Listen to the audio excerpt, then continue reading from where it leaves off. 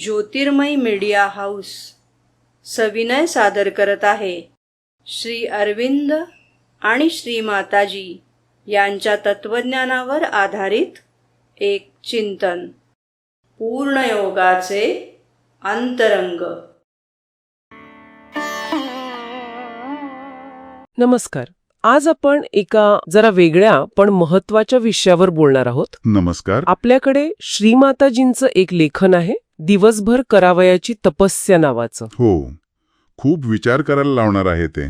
त्यात त्यांनी रात्रीच्या विश्रांतीनंतर आपलं रोजचं जीवन म्हणजे काम आणि व्यायाम याला एका वेगळ्या उंचीवर कसं नेता येईल याबद्दल सांगितलंय. अगदी. आणि तपस्या हा शब्द इथे केवळ कष्ट या अर्थाने नाहीये, तर प्रत्येक कृतीला एका सजग साधनेत कसं बदलायचं हा प्रयत्न आहे.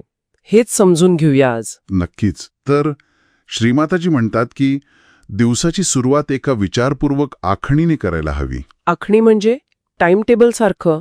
तसं नाही, पण कामांची एक ढोबळ विभागणी. त्यांनी दोन मुख्य भाग सांगितलेत.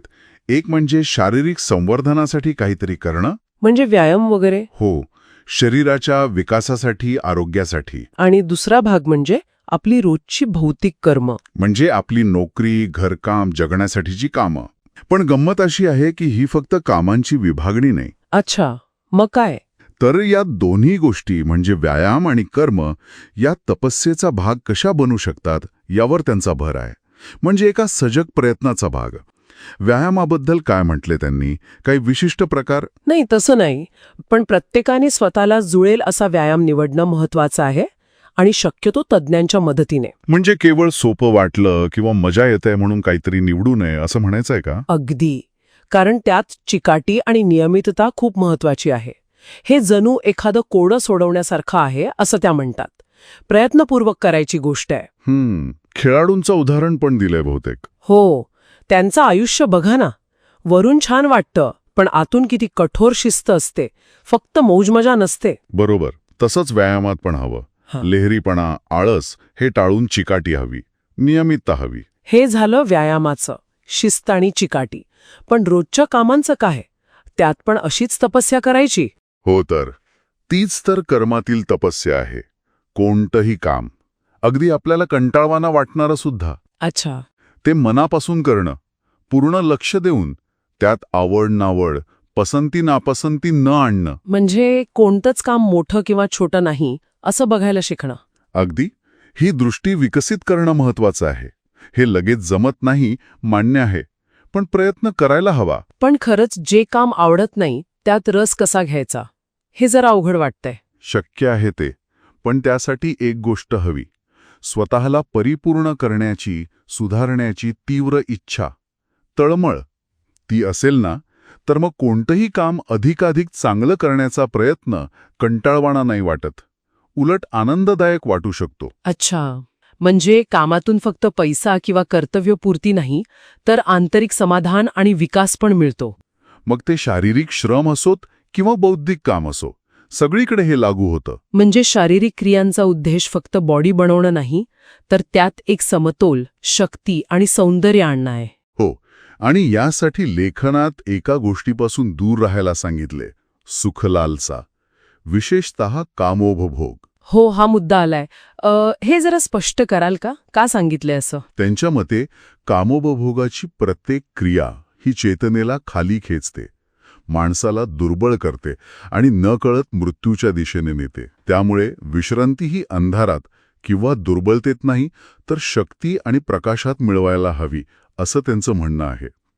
अगदी पूर्वीपासून जे साधक अमरत्वासारखं ध्येय ठेवायचे, त्यांच्यासाठी कामवासनेवरचा विजय आवश्यक मानला गेलाय. म्हणूनच ब्रह्मचर्याचं महत्त्व येतं इथे, बरोबर? अगदी. विशेषतः ज्यांना अतिमानसिक शक्तीसाठी म्हणजे एका उच्च चेतनेसाठी स्वतःला तयार करायचं आहे, त्यांना संपूर्ण परिवर्जन म्हणजे ॲब्सिनन्स आवश्यक आहे असं म्हटलं आहे. पण हे जबरदस्तीने करायचं नाही असंही म्हटलंय ना? हो, हा महत्वाचा मुद्दा आहे. हे दमन नाही, ही एक आंतरिक किमया आहे. आंतरिक किमया म्हणजे काय नक्की? म्हणजे शरीरात जी प्रजनन शक्ती आहे तिचं रूपांतरण करायचं, तर विकास आणि परिवर्तनासाठी लागणाऱ्या ऊर्जेमध्ये. अच्छा, म्हणजे एनर्जी ट्रान्सफॉर्मेशन. हो, आणि यासाठी फक्त शारीरिक नाही तर मानसिक आणि प्राणिक स्तरावरून सुद्धा कामेच्छा पूर्णपणे जायला हवी.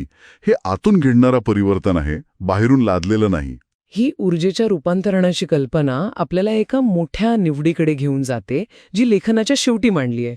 प्रश्न असा आहे की हा जो देह आहे आपला, तो केवळ जुना मानववंश टिकवण्यासाठी वापरायचा, म्हणजे प्रकृतीच्या हातातलं एक साधन म्हणून, की त्याला एका नवीन अतिमानसिक म्हणजे अधिक उन्नत चेतनेच्या वंशाच्या निर्मितीसाठी तयार करायचं, एक पाऊल म्हणून. आणि दोन्ही एकत्र शक्य नाही असं म्हटलंय. हो, दोन्ही एकाच वेळी नाही साधता येणार. त्यामुळे आपण भूतकाळाचा भाग बनून राहणार की भविष्याचा, हे आपल्याला प्रत्येक क्षणी ठरवायचं आहे, आपल्या निवडींमधून. या शारीरिक ऊर्जेचं सजग रूपांतरण, या सगळ्यामुळे आपलं रोजचं जीवन एका उच्च साधनेत बदलू शकतो. अगदी.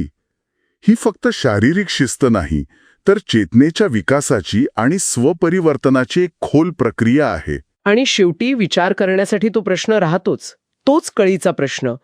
आपल्याला भूतकालीन मानववंशाचा भाग राहायचाय की भावी काळातल्या अतिमानववंशाशी जोडलं जायचंय? आपल्या रोजच्या छोट्या वाटणाऱ्या निवडीसुद्धा या मोठ्या चित्रात कशा बसतात यावर विचार करायला हवा, नाही का? नक्कीच. खूप विचार करण्यासारखा मुद्दा आहे हा.